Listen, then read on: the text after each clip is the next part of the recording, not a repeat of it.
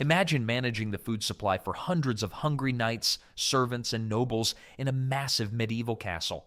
There were no refrigerators, no freezers, not even ice boxes, yet these stone fortresses somehow kept food fresh for months or even years. It sounds impossible today, right?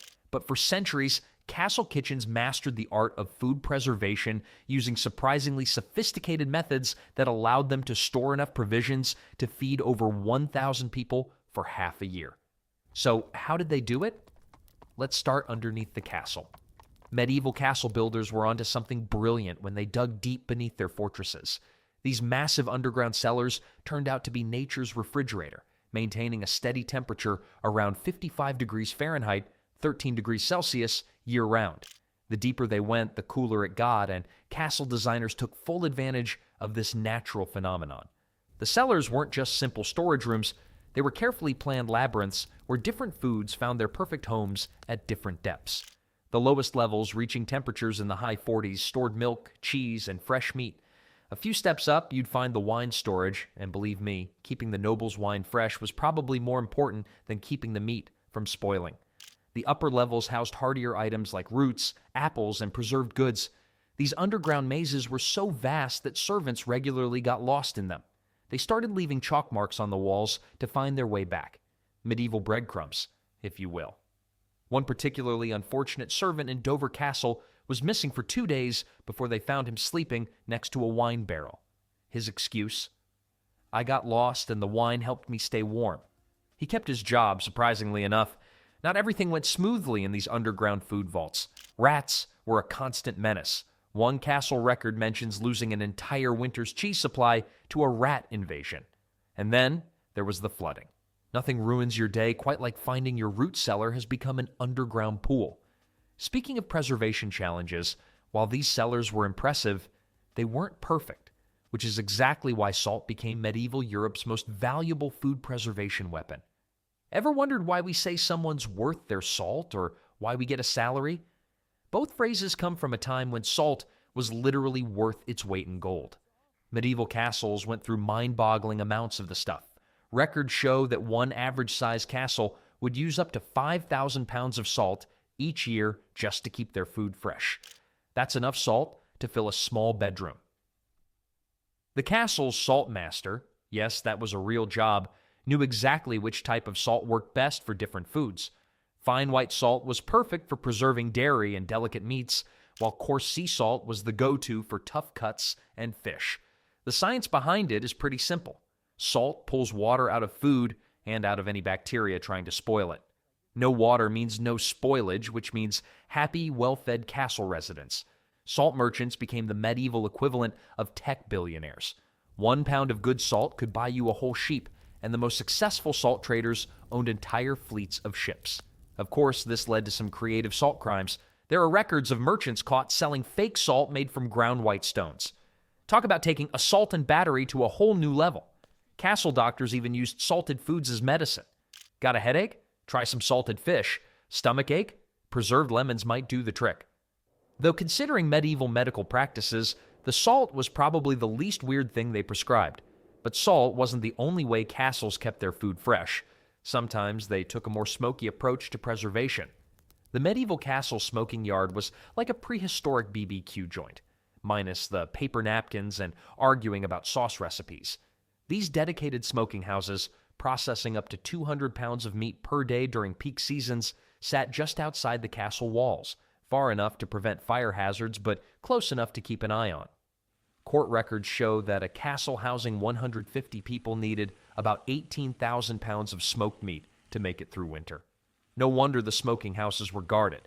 You wouldn't want someone sneaking off with your winter's worth of smoked bacon. Each type of wood used for smoking brought its own special flavor to the party. Oak was the go-to choice for most meats. It burned slow and steady, creating a rich, deep smoke that could preserve meat for up to 4 months. Applewood got saved for special occasions, perfect for smoking wild boar or venison for the Lord's fancy feasts. Alderwood was the fish's best friend, giving salmon and trout that delicate smoky taste we still love today. The castle smokemaster knew exactly which wood to use and when. Timing was everything in the smoking game. Late autumn saw the smoking houses working overtime, with 3 to 4 smoking chambers running simultaneously. The process wasn't quick. Some cuts of meat hung in the smoke for weeks, with hams taking up to 3 months to fully cure. Castle records show smoke masters working in shifts, keeping the fires going day and night. The funny thing is, many of these medieval smoking techniques aren't that different from what modern BBQ masters use. The main difference? Medieval smoke masters didn't have to worry about posting the perfect brisket pic on social media.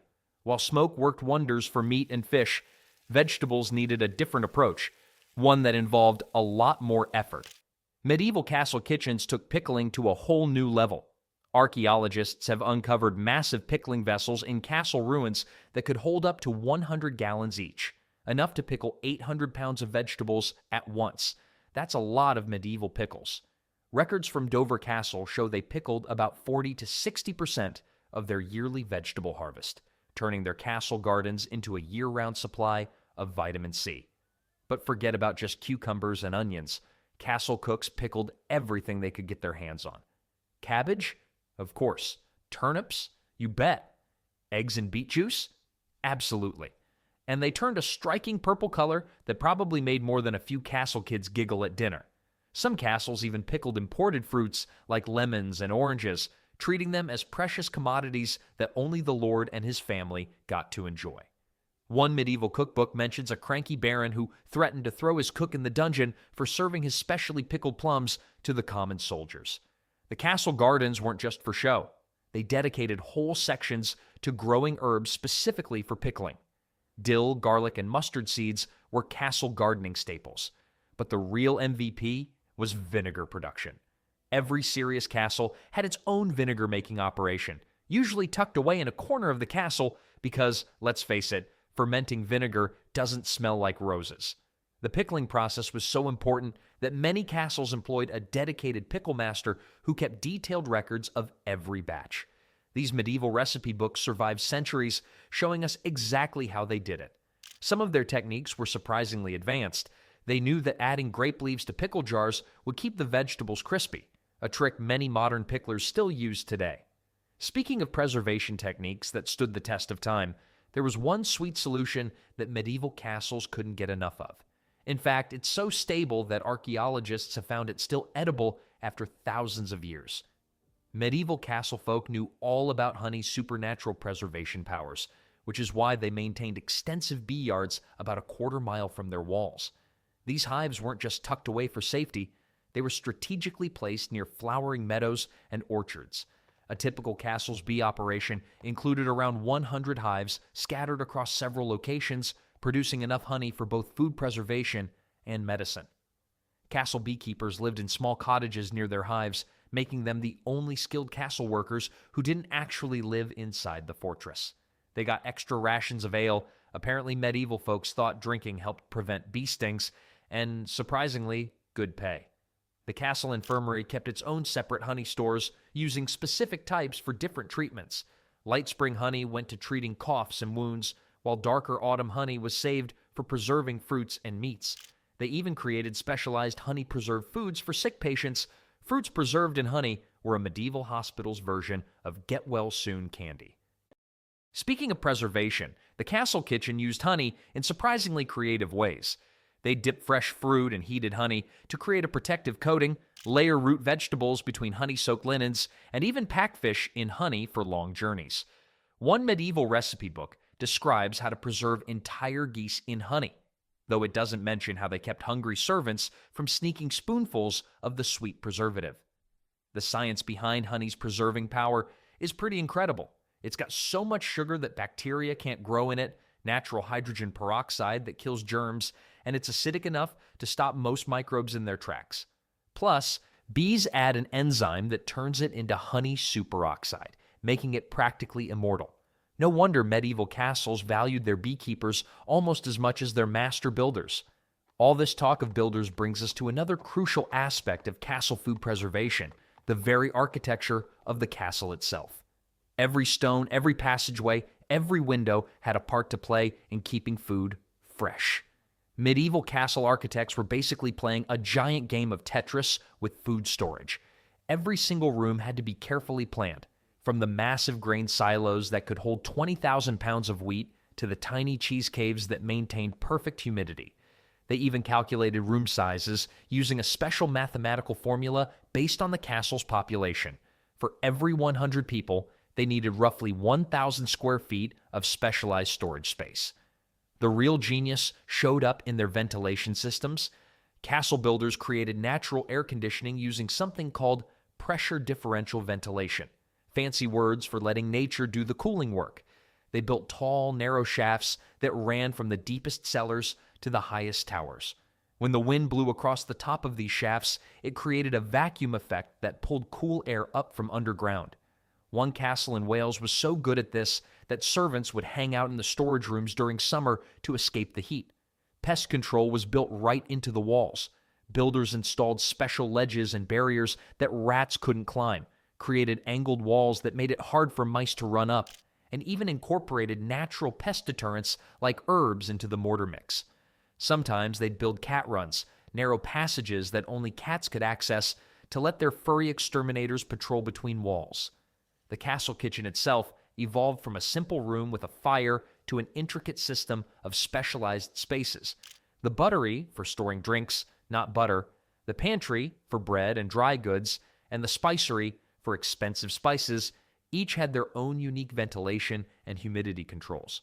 Some castles even had special rooms just for aging cheese, with shelves angled to let whey drain properly. Though one castle steward complained in writing about the cheese room being too close to the Lord's chambers, apparently some aged cheeses were a bit too fragrant for noble noses. But even the cleverest architecture was useless without the right people to manage it. Enter the small army of workers who kept this massive food preservation machine running smoothly. Running a medieval castle kitchen was like managing a small city. The kitchen staff hierarchy started with the master cook. Under him, about 50 workers kept the massive food operation running, with roughly 15 dedicated to food preservation and storage. The yearly salary records from one castle show they paid their preservation master, a specialized cook, the equivalent of 30 sheep. Not bad for keeping the noble's dinner from spoiling. The kitchen apprentices started young, usually around age 12. Before touching a cooking pot, they spent 2 years learning crucial preservation skills like how to tell if meat was going bad by smell, tough first day on the job, how to rotate food stocks properly, and how to keep those pesky nobles from eating all the winter preserves too early. One apprentice's diary survives, complaining about having to memorize 200 different storage rules before being allowed to handle anything more important than turnips. Inventory tracking was seamlessly integrated into daily kitchen operations. Head cooks used tally sticks, wooden sticks with notches marking amounts, and parchment records. Each food type had its own tracking method. Wine barrels got chalk marks, grain got measured by standardized scoops, and preserved meats each got numbered tags. Archaeological digs have even found loaded dice near the hearth, gambling during breaks, anyone, and scratched recipes on kitchen walls. As organized as the kitchen system was, it faced its biggest test when the seasons changed. Each part of the year brought new challenges for food preservation. The medieval food preservation calendar kicked off in spring with a frenzy of pickling and smoking the last winter stores just as they were starting to turn. By early summer, castle kitchens were processing fresh herbs, drying them in bundles from the rafters. Summer brought a parade of fruits and vegetables that needed preserving. Kitchen records show one castle processed over 2,000 pounds of fresh produce in a single August week. Autumn was preservation crunch time. The castle kitchen turned into a non-stop preservation factory, with different teams handling smoking, salting, and pickling simultaneously. They even held preservation festivals where the entire castle staff pitched in, though records suggest these festivals were just as much about drinking ale as they were about storing food. One castle document mentions a cook who accidentally pickled his keys after a particularly festive preservation party. Winter brought its own challenges. The castle's master cook had to carefully calculate how much preserved food to use each week. Too generous in December meant hungry times in March. Castle records show they divided winter into 3 parts. Fresh stores, early winter when they could still use the newest preserved foods, deep stores, midwinter when they relied on longer-lasting preserves, and scraping by, late winter when meals got creative with whatever was left. Weather watching became a crucial skill. castle staff developed detailed systems for predicting weather patterns, marking down everything from cloud shapes to animal behavior.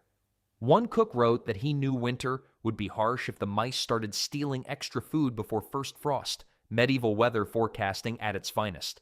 But even with the best seasonal planning, things could still go terribly wrong. When things went wrong, the famous siege of Dover Castle in 1216 tested their food preservation system like never before. The castle held out for over 3 months, largely thanks to their stored food supplies. But it wasn't just about having enough, it was about keeping what they had edible. When the castle's main cellar flooded during the siege, the kitchen staff had to quickly move tons of preserved food to higher ground. They managed it in a single night, though one unfortunate cook got locked in a storage room for 6 hours during the rush. Kitchen records reveal some creative emergency solutions. When rats chewed through grain storage bags, cooks started storing them in sealed clay pots. After mold destroyed an entire season's cheese supply at one castle, they developed a new system of rotating cheese wheels daily and rubbing them with vinegar. The medieval equivalent of quality control became serious business. Food tasters didn't just check for poison, they checked for spoilage too. Detecting spoiled food was an art form. Cooks used all their senses. The sound of tapping on preserves jars, different sounds meant different things. The feel of cured meats, too soft meant trouble. Even the color of pickled vegetables. One cook's manual warns, if your pickled eggs turn green, feed them to your enemy. At least they had a sense of humor about food safety. Castle records show they lost about 20% of preserved food to spoilage each year. Not bad, considering they had no refrigeration. When preserves did go bad, they had backup plans, sprouting grains in castle windowsills, smoking whatever meat they could find, and turning questionable wine into vinegar. Looking back at these medieval preservation methods, it's amazing how many of them we still use today. These old preservation methods weren't just about keeping food from spoiling. They created unique flavors that we still crave today. That smoky taste in your fancy ham? Thank a medieval smoke master. Those artisanal pickles at the farmer's market? They're using recipes that castle cooks would recognize. Even your grandmother's secret method of keeping vegetables fresh might have medieval roots.